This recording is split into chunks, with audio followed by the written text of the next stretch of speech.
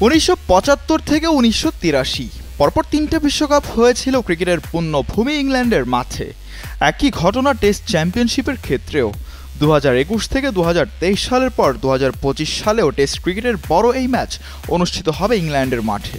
তবে টেস্ট চ্যাম্পিয়নশিপের পরের চক্রে আসতে পারে পরিবর্তন। 2027 সালের টেস্ট চ্যাম্পিয়নশিপ ফাইনাল আয়োজনের জন্য আগ্রহ দেখিয়েছে ভারতীয় ক্রিকেট বোর্ড।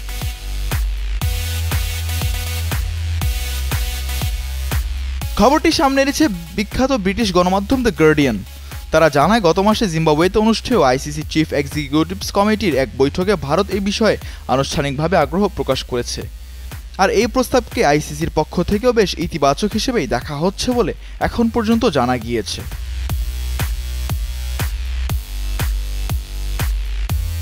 গার্ডিয়ানের প্রতিবেদন অনুযায়ী ভারত আইসিসি বৈঠকে প্রস্তাবনা দেওয়ার পরেই মূলত তা সবুজ প্রস্তাব পেয়ে গিয়েছে। সেই বৈঠকে ভারতের পক্ষ থেকে উপস্থিত ছিলেন বিসিসিআই এর সিইও অরুণ ধুমাল, তারই পূর্বসূরি জয় শাহ বর্তমান আইসিসির চেয়ারম্যান। আর সঙ্গত কারণে ভারতের পক্ষ থেকে আনুষ্ঠানিক বিডকে জয়ী হিসেবেই ধরে নেওয়া হচ্ছে।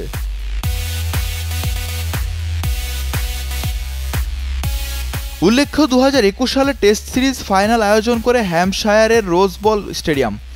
এরপর 2023 সালে দ্য ওভালে হয়েছিল ফাইনাল। এবার 2025 সালের ফাইনালটি অনুষ্ঠিত হবে 11 থেকে 25 জুন।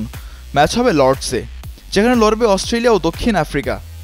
এদিকে England cricket board test championship final প্রসঙ্গে দ্রুত সিদ্ধান্ত নিতে আইসিসির কাছে চাপ প্রয়োগ করছে বলে প্রতিবেদনে উল্লেখ করা হয়েছে।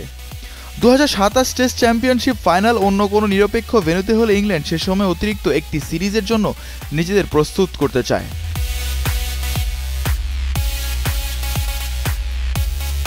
তবে আইসিসি এখনই চূড়ান্ত সিদ্ধান্ত দিতে নারাজ। এর পেছনে বড় কারণ দর্শক উপস্থিতি।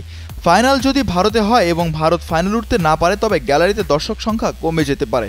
2023 সালের ক্রিকেট বিশ্বকাপে নিরপেক্ষ দেশগুলোর ম্যাচে দর্শক সংখ্যা ছিল একেবারে হাতে গোনা। তবে লর্ডসে অনুষ্ঠিতব্য ফাইনালের প্রথম 4 দিনের টিকিট ইতোমধ্যে বিক্রি হয়ে গেছে। এমনকি আগের 2 ফাইনালেও ইংল্যান্ড না থাকার পরেও দর্শক ছিল পরিপূর্ণ। মিজানুর আশিক, কালের কণ্ঠ।